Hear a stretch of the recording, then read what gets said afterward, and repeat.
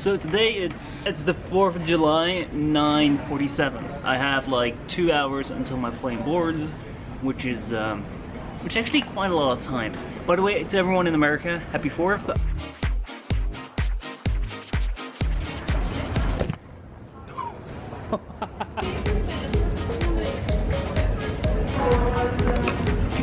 Airport hacks 101. Take an empty bottle with you, find a station like this, fill it up, take water on the airplane or when you're waiting. I drink a lot of water. I go for these like once every 10-15 minutes. I really need this.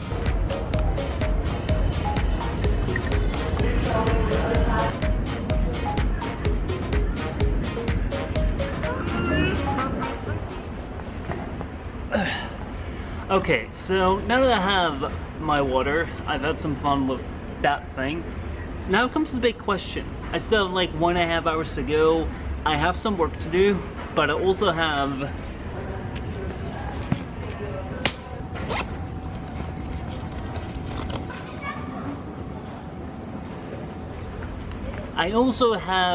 this thing. So do I do my work now and play games on the airplane, or do I do my work on the airplane and play games now?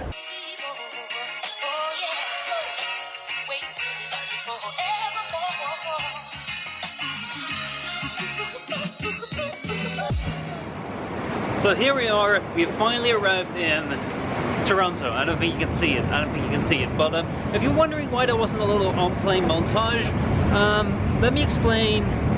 You see, this year my flight schedule is a little bit different than last year. Well, last year I flew into London and then took a train to Toronto. That's the other way around, by the way. This year I decided to take a flight to Toronto and then fly to London as well. Now, why would I want to do that? Well, that's because of the plane that's right there. Last year, Hydroxide, Rob, everyone that flew in that plane, they told me, oh my god, it's like a near-death experience. I never want to do that again. And I was like, I gotta do that. Alright, so the flight got delayed even more. Instead of leaving at 4:15, it's now leaving 5:10. It's like an hour later. It's about an hour later, but we always have to think about the positive things because let's see if we can find it. Just realized that the person I was looking for is actually where it came from, which means I didn't really have to go upstairs, but there you are. How are you doing, Matt? Good. You took the train as well. Yeah. So that's what I did. That's what I did. But then everyone that flew here, they said that these planes were like death traps, and they were like, I don't even know whether I could get out that alive. I just wanted to fly directly this time and just... Same, I had to experience it.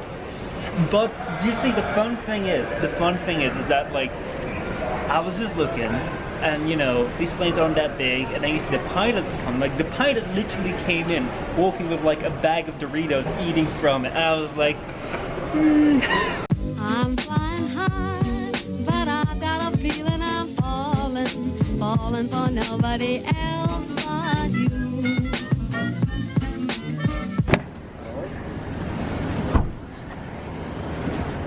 oh, the temperature in here is great.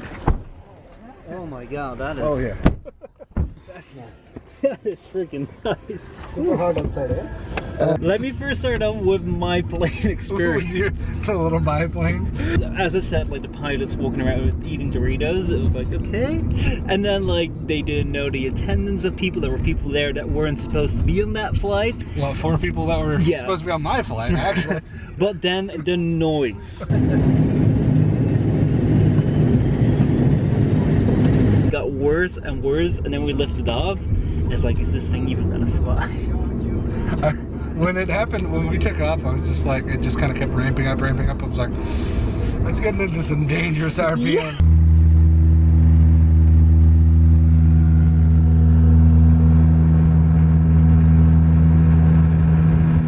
The worst thing was like we made a turn and it's like dove down and was like, oh, I'm not scared of flying. I am not scared of flying, but we got into this turn and we just went down and it was like, are we gonna get up? And I looked at the flight attendant, and I'm pretty sure that she felt the same thing. And I'm not that comfortable with You're that. like, I don't know about that. So, comparing the plane to the train, which one would take your preference? Honestly, the little plane wasn't too bad. There were some things about it, like, because it was the first time, but the speed, just the fact that it was like, train ride took like 2.5 hours, the plane took not even like half an hour. Like, I probably would fly the little plane again, honestly. Like, The speed, including my delays. Alright, so you just walk out of the doors and it's like you're walking into like this wall of warm water. It's like, it's not even air anymore. yeah. And like, I'm from Holland. It's like in Holland, it is hot and it's humid, but not like this. Like soup, humidity soup. It is, it's like soup here. Alright, let's see if we can find some people and get a place to eat somewhere. See, they're still open, right? Yeah, no, I was just seeing how late they were open, because that was what I wasn't sure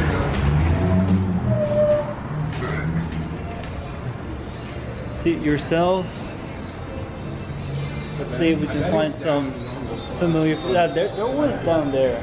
They're always down there. I know where you're talking. Yeah. We can go the shortcut. We can also go the long way. Oh, look at that. Why don't we have that? See, that's the difference between like a real gaming community and a Warframe gaming community. Like, I'm sorry, but you guys will fake. They're not here? What? So yeah, we've been sitting here for a while, and Connor and I are very, very lonely still. Look at us. Oh wait, no, we're not. Look at the company that has joined us. So if you don't know, we have like D, Taylor there, and these three right here are amazing Tennocon. I have to say, you guys are from Ukraine. Let me just say, they're from Ukraine, and like, I think you guys are doing an absolutely amazing job. English is not their primary language, but making an entire journey across the world to be here for Tennocon. I'm flying high, but I got a feeling I'm falling for nobody else but you. See what you think. That's cool! Holy cow!